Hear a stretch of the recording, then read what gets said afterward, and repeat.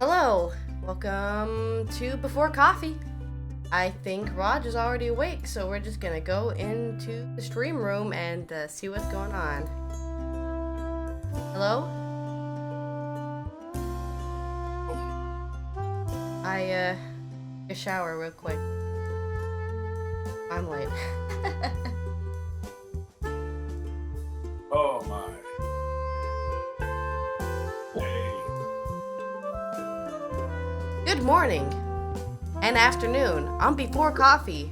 The Netherlands is getting racked by protests to find the national resistance to nitrogen. The nitrogen policy. Back to the nitrogen policy, huh? Yep. Right on. Am I supposed to read a headline? Yep. Oh, okay. Ivanka Trump and Jared Kushner are subpoenaed by special counsel.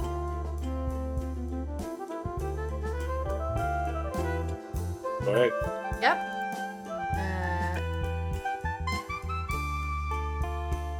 After the war, many Ukrainians are divided about their future in the Netherlands. And that's your headlines are shorter. Yeah. The United States is going to get blasted. Well, it's currently being blasted by Arctic and blizzard conditions. Your turn.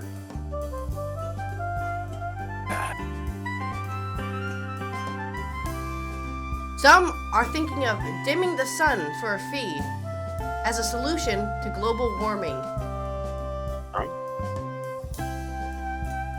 And celebrating Black History Month, we'll look at the collection of the first African American woman from Virginia, and we'll also look at the first Black representative of Congress way back 1868.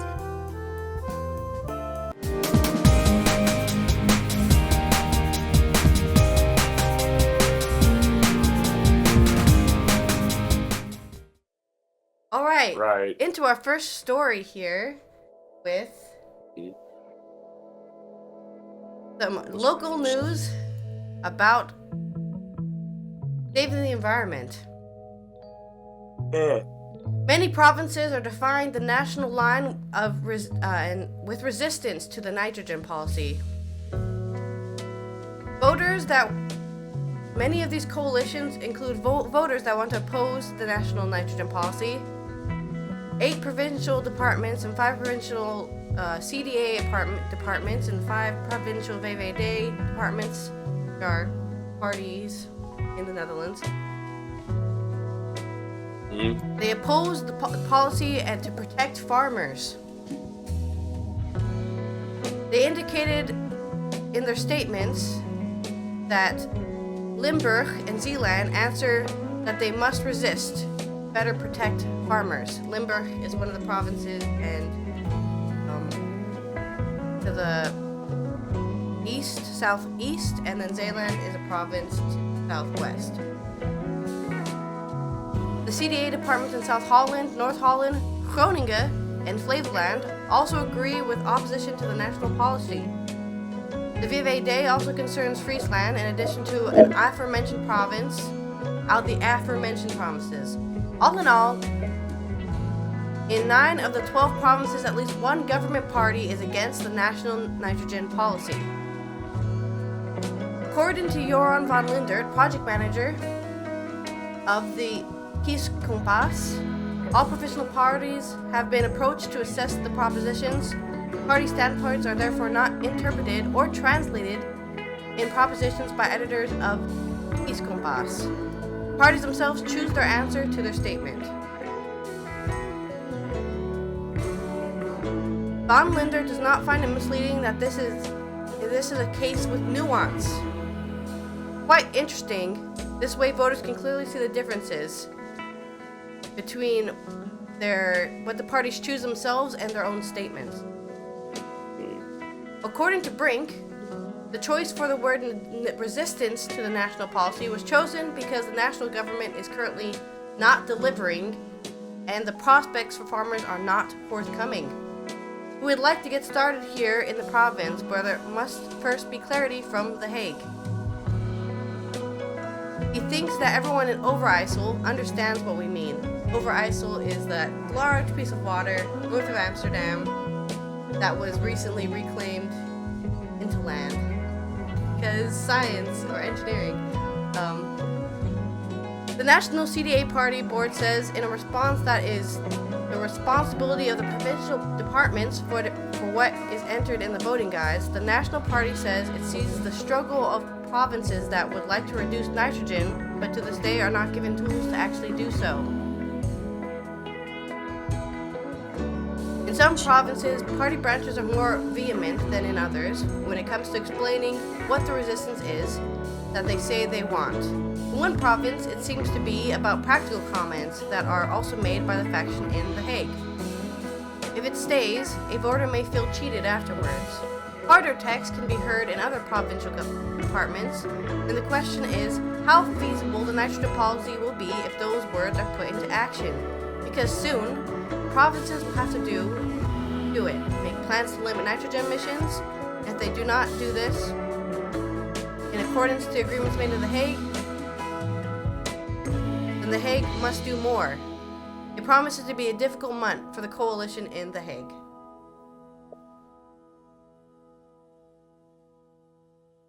Your turn. Well, yeah, planting season coming up, huh? Yeah. Well, in Jared Kushner and Ivanka Trump have been subpoenaed. Sorry, my voice is terrible this morning, so It's okay. deal with it, I guess. I'm sick. So. Ivanka Trump subpoenaed in January 6th investigation. This is from the New York Times. So I'm going to read it directly. Maggie Haberman and Michael Schmidt. Former President Donald J. Trump's daughter, Ivanka, and his son-in-law, Jared Kushner, have been subpoenaed by the special counsel to testify before the federal grand jury about Mr. Trump's effort to stay in power after he lost the 2020 election, and his role in the pro-Trump mob's attack on the Capitol on January 6th, according to two people briefed on the matter. The decision by special counsel Jack Smith, the subpoena on Ms. Trump, and Mr. Kushner, underscores how Mr. Trump's inner circle and Mr. Smith is reaching. How deeply into Mr. Trump's inner circle. I'm really having trouble reading. Recently subpoenaed Vice President Mike Pence. So again, we're in the middle of this special counsel investigation. Seems to be investigating people that have already been interviewing people who have already been interviewed, but he's subpoenaing them. Mike Pence refused his subpoena because, well, you know what? Who knows what the hell that guy's up to? You can't just sit down and tell the truth. It's too complicated. Care about the country. Mike Pence is trying to run for president. Good luck. The mob tried to kill you, and you don't even want to testify against the people who tried to kill you. Good luck.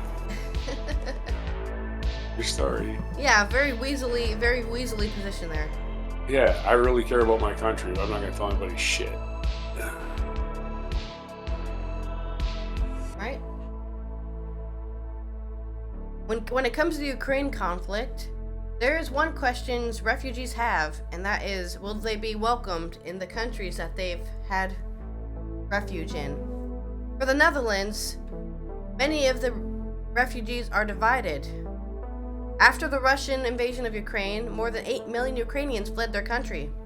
Barely a year after the outbreak of the war, about 90,000 are registered in Dutch municipalities. They are divided about a future in the Netherlands, according to a non-representative of the NOS, among 247 people in collaboration with the Opora Foundation. More than a third of Ukrainians surveyed want to return to their own country. A third does not. These are often Ukrainians from heavily affected cities, such as Kharkiv, or with children who attend a Dutch primary school. The other Ukrainians in the Netherlands, also a third, do not know yet. In addition to concerns about safety in Ukraine, the possibilities for work and owning a home in the Netherlands also play a role in their considerations. There is also a great need for Dutch and English language education. How funny me that you need also English in a country where English is not the main language, not even an official language. Dutch, French, German, official languages you can learn in the Netherlands, not English. Just an interesting thing from my perspective. Does not count as an official language. But yeah, people learn it here so they can communicate. What I find is funny is these people are refugees, and it's like, why don't you refugees make up your minds already? We're fucking refugees. What the I don't know. Where should my kids go to school? What language should I learn? I don't know. I mean, it's also only been a year. It's only been a year, and people are already asking them, so when are you guys going home? Yeah. We're thinking the war's going to end in about 6 minutes, so we need you to decide if you're staying or going. So, you going back to that war-torn country with no electricity, or are you staying here? And by the way, what language are you going to learn? Huh? I'm looking for toilet paper. Anyway. Many of the 240 Ukrainians who responded to the questionnaire say they are grateful for the warm welcome in the Netherlands.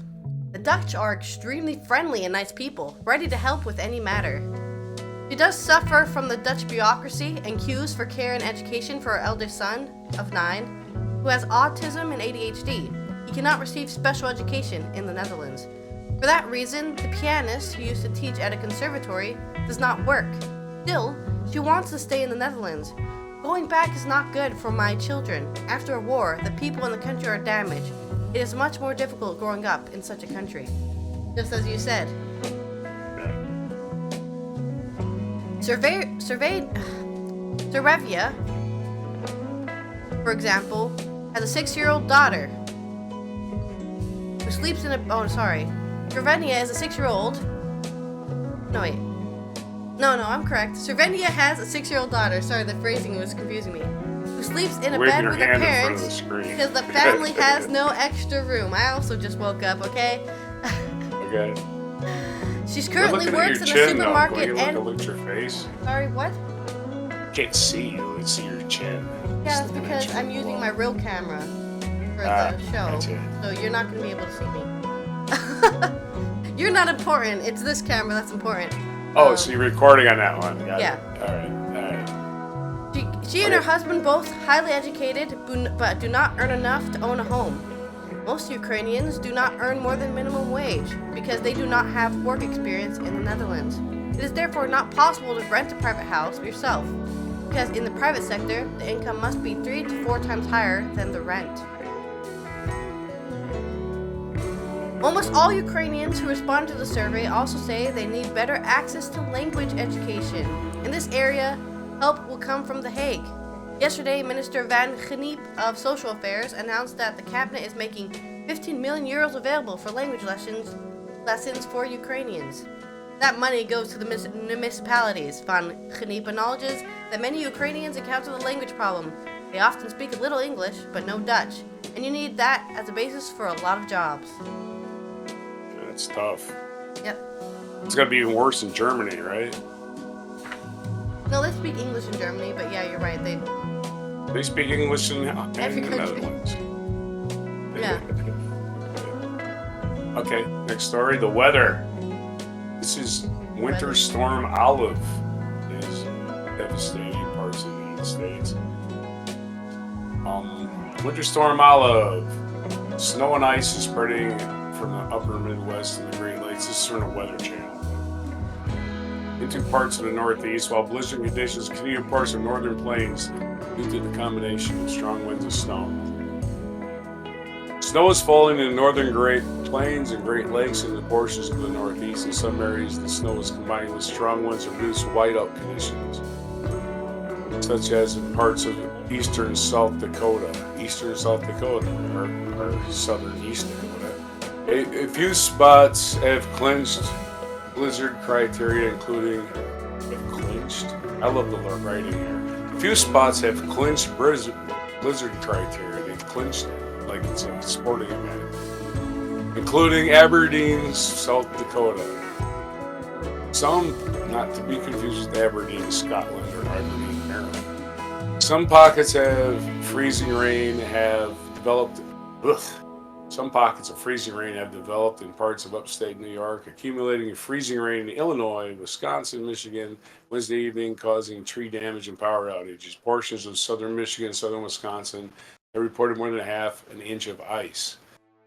Brighton, Utah picked up over 2 feet of snow. Yellowstone Park, Wyoming recorded 34 inches of snow. Over a foot of snow was reported near, I think it's Beloit, Wisconsin, but they misspelled it. It says Benoit, Wisconsin. I heard of Benoit, Wisconsin. Silver Bay, Minnesota. I think it's going to be. Although Beloit's southern Wisconsin, it's basically. Well, maybe it is Benoit. Hey, shout out to Benoit. Oh. Camera down. Well, not that anybody saw it. Blizzard warnings have been posted by the National Weather Service. Parts of northern plains and Midwest is shown on the map. Various winter storm warnings are in effect for northern plains, upper Midwest, and Great Lakes, and Northeast. Not going to hit here. Lucky. Because today in Maryland, the high is predicted to be near 80. Which is about, let's go with, I think, 25 degrees. 20, maybe 28 degrees. 5 degrees Celsius. That's pretty warm. Yeah, 80 is Oh, I thought you meant there. No, I'm translating Fahrenheit to the rest of the world who does not use Fahrenheit. Got it.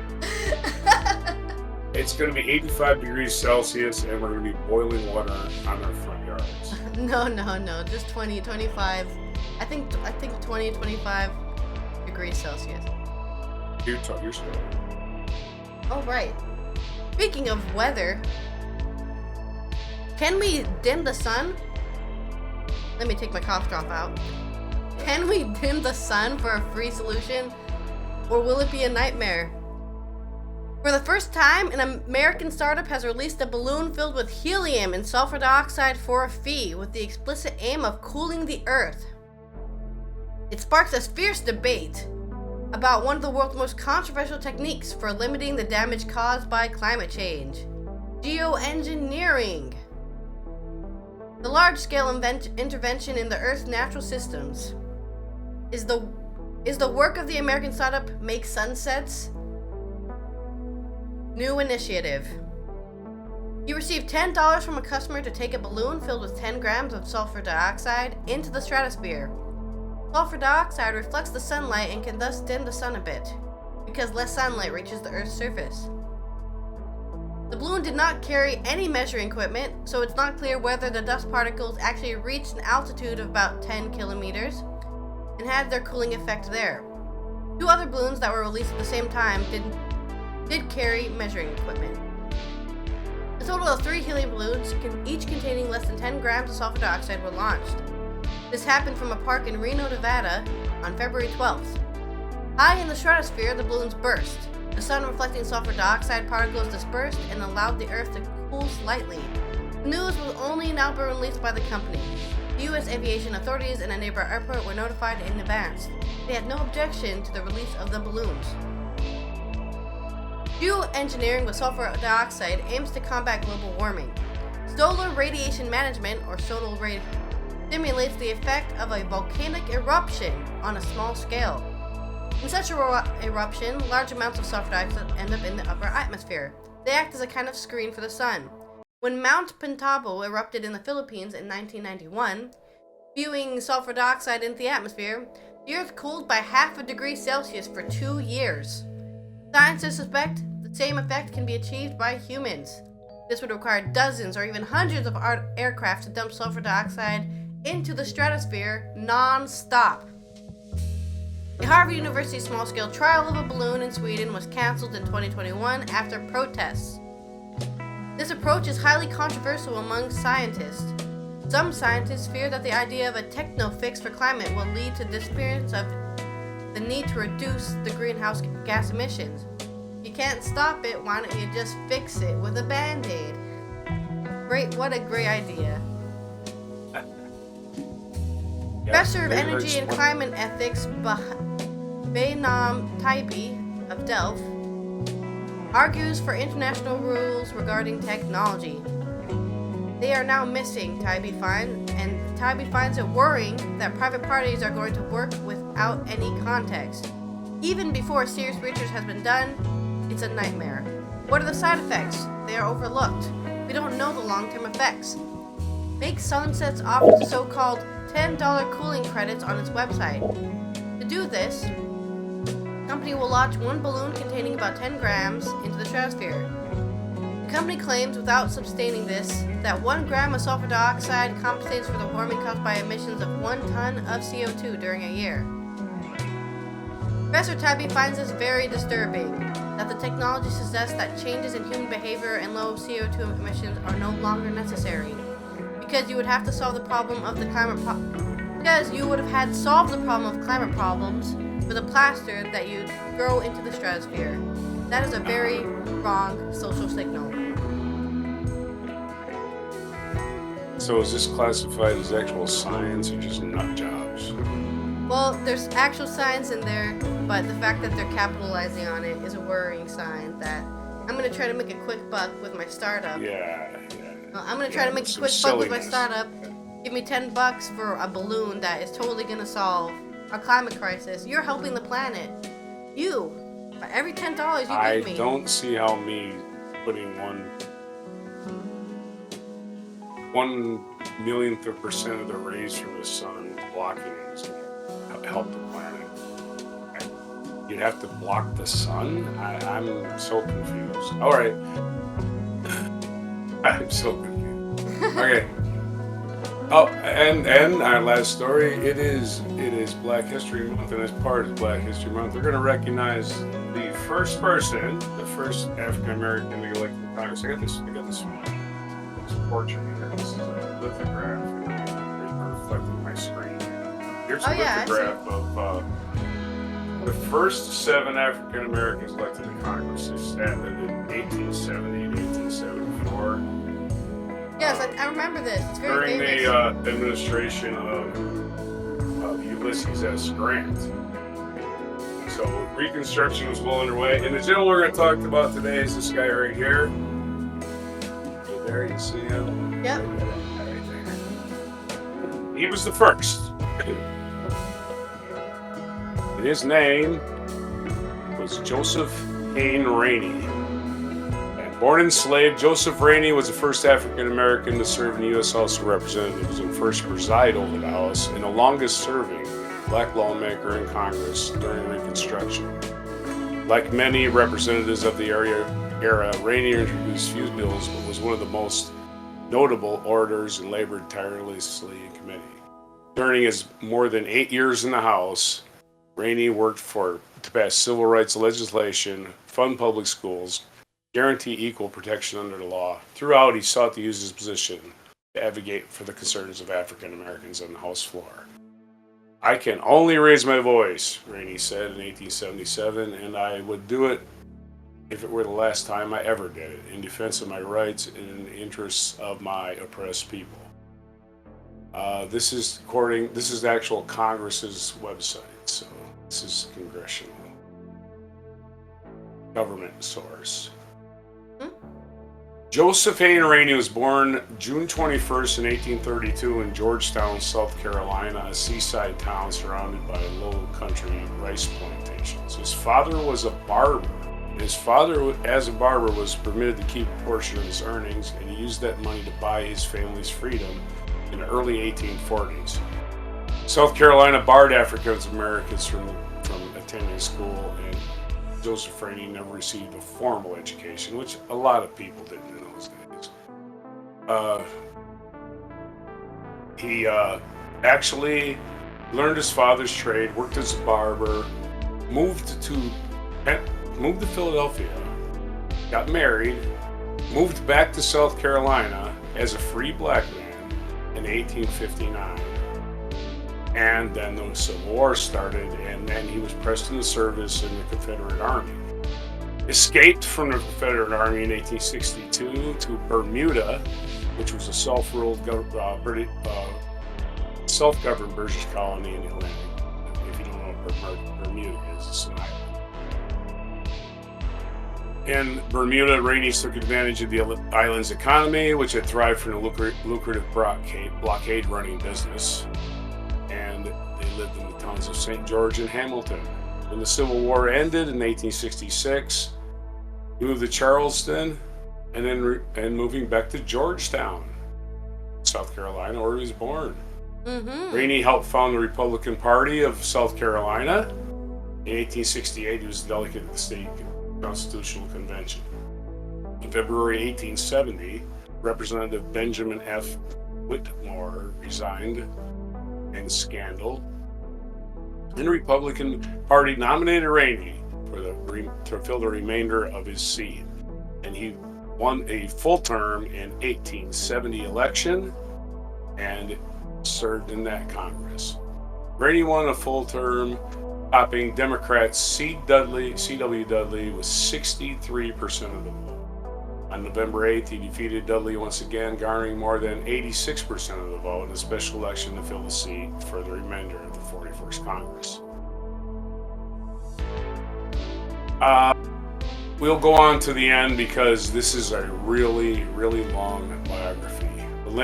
When Rainey left Congress, Republicans nominated him for the position of clerk of the U.S. House of Representatives with a Democratic majority in the 46th Congress. Elected its candidate says. So what happened was Prohibition ended, the Southern Democrats took over, and Southern Democrats were basically the Ku Klux Klan. That's the story.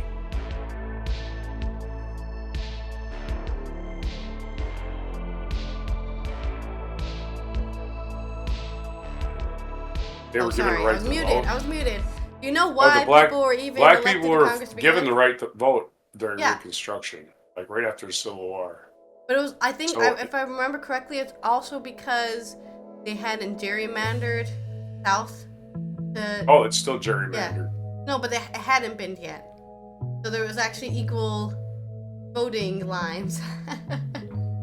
During Reconstruction, a lot of white people were not allowed to participate too because they were considered rebels, Yeah. not Americans for at least a little while. But again, it just took them a while to rally and get their power back. And then by 1878, they were back. You know, there was no black people in Congress after that. Yep. All right, for media news, the murderer rapper Nipsey Hussle is sentenced to 60 years in prison. Eric Holder Jr., the man who killed the murderer of rapper Nipsey Hussle, is sentenced to 60 years in prison. Sorry.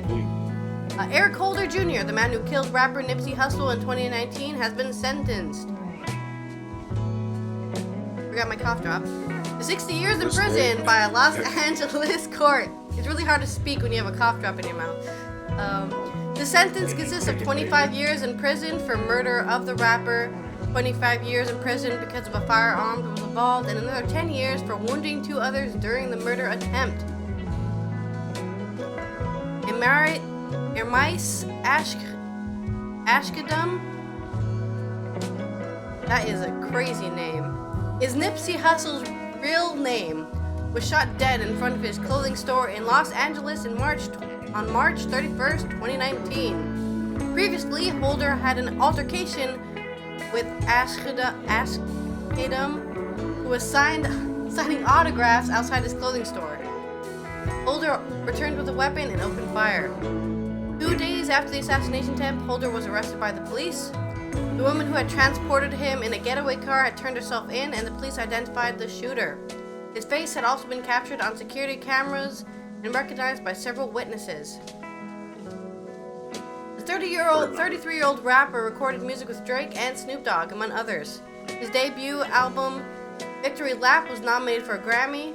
In 2022, Hussle was posthumously awarded a star on the Hollywood Walk of Fame, and celebrities such as Snoop Dogg and Stevie Wonder spoke at his funeral. Interesting. So he's been sentenced. Yeah, the murderer. I remember he has the same name as Eric Holder, former Secretary of, former Attorney General Eric Holder. think Eric Holder was planning on running for president in 2019, and then this murder happened, and he's like, I can't run for president. I got this guy's name. Oh yeah, I see him right here. I just looked him up. It's literally like, yeah, wow. Okay, this day in history, since we're probably running out of time, the Alamo was besieged by Santa Anna's army. If you ever go to the Alamo, pack a lunch. It's going to be at least a 10-minute tour. It's a very small place. I don't know. Also on this day, 6 U.S. servicemen raised the American flag over Mount Suribachi in Iwo Jima. Place I have been. I have been to Iwo Jima. I have walked up that mountain. It's a dormant volcano that the U.S. Navy tried to pour bombs into a volcano in the mistaken idea that we put enough bombs in this volcano, we'll make it explode.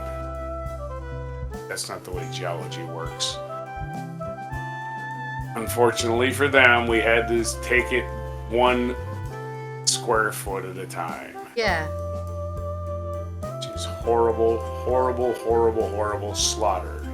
But there you go, 1945, on this day, Iwo Jima flag raising was accomplished, although the battle was still going on for another, I believe, 2 weeks.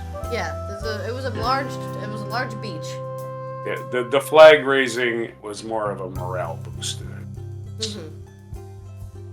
an actual accomplishment. All right, that's today in history, and today's birthdays.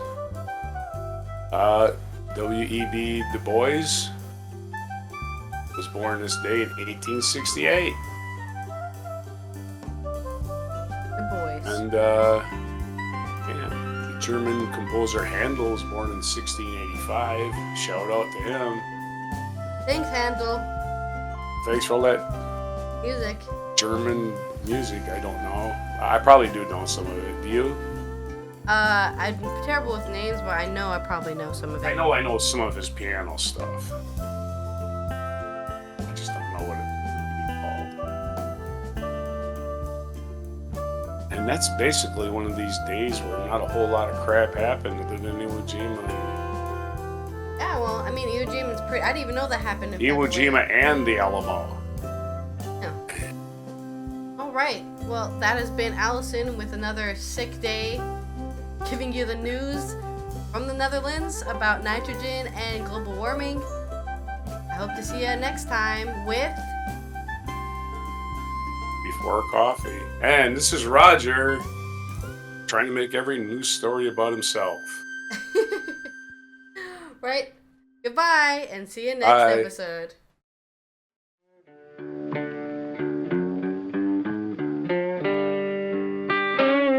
Be sure to hit the like, subscribe, and notify buttons, and follow our other channels, Toxic Alley, History of Gravy, and Scratchy Old Records.